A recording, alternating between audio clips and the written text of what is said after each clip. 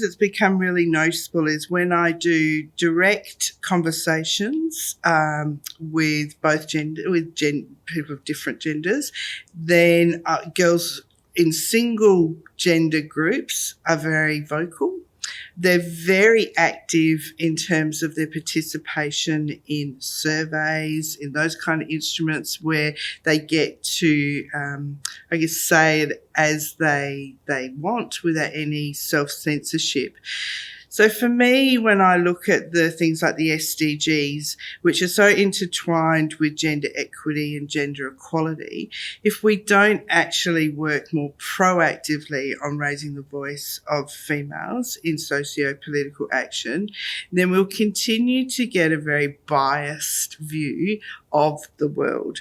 So I think it's still, I've been working with some 8 to 12-year-olds, thousands of them, and asking them about aspiration, about hopes for the future, about things that impact on their lives now.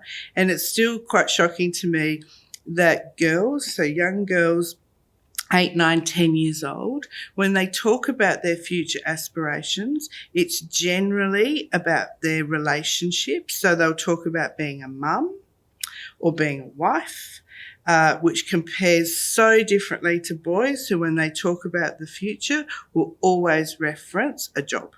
So from the very early years, we have this disparity in the way that they view what their future will be, and girls really censoring themselves around, I will do this if I can balance, having a family and work. So even really young, there's this kind of lowering of aspiration, lowering of expectation, but also a significant investment in their role as mothers that you never hear from boys.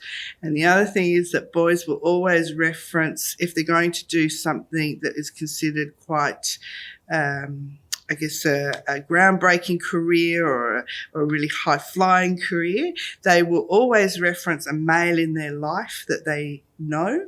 So I'll be whatever, like my dad, like my uncle, like my brother. And girls will generally reference a female role model not known to them that actually, and they will always say, I want to be a whatever, so I can prove that girls can do anything. So even from very, very young ages, we're seeing this play out. If we don't address that early, we're going to continue to have a gender parity gap. We're going to have the pay gaps. We're going to have the expectation gaps. We're going to have the well-being gaps that we're seeing now. So we're seeing well-being in girls getting worse over the years. So the older they get, the lower their well-being scores. I see them not participating in forums where there are male voices that crowd them out.